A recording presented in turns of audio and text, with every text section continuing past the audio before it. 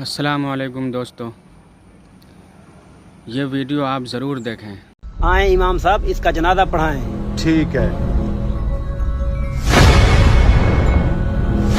ये किस बदबख्त का जनाजा मेरे पास ले आए हो? बदबख्त? ये क्या कह रहे हो इमाम साहब? सही कह रहा हूँ मैं। ये कोई बदबख्ती है जिसको कब्र में जाने से पहले ही सांप और बिच्छू ने घेर लिया है। अस्तगफिरुल्लाह, ये तो बहुत ही गुनहगार बंदा है जिसको कब्र में जाने से पहले अजाब आ रहा है। लेकिन ये तो नेक बंदा था, जब जिंदा था सबके साथ अच्छा ही करता था।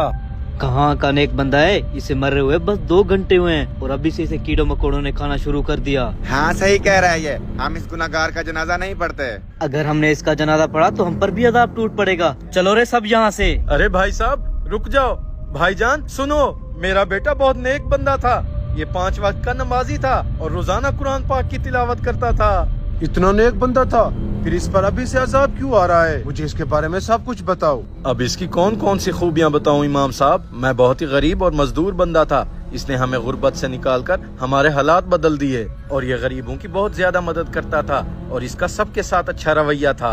हाँ अब्बा जान सही कह रहे हैं। मेरा भाई कोई जालिम नहीं था जो उस पर ऐसा अजाब आ रहा है। तुम लोगों की बातों से तो ऐसा लग रहा है जैसे ये नेक बंदा हो, फिर इसके साथ ऐसा क्यों हो रहा है? मेरी तो कुछ समझ में नहीं आ रहा। अच्छा मुझे ये बताओ, जब ये जिंदा था इसकी माँ इससे खुश थी? जी इमाम साहब, इसकी माँ भी इससे खुश थी। ये तो अपनी माँ का बड़ा लाडला था। जब से उसने इसके मरने की खबर सुनी है उसका तो रो रो कर बुरा हाल है। कोई भी इंसान 100% ठीक नहीं हो सकता। मुझे इसकी छोटी छोटी बुरी आदतों के बारे में बताओ। बुरी आदतें?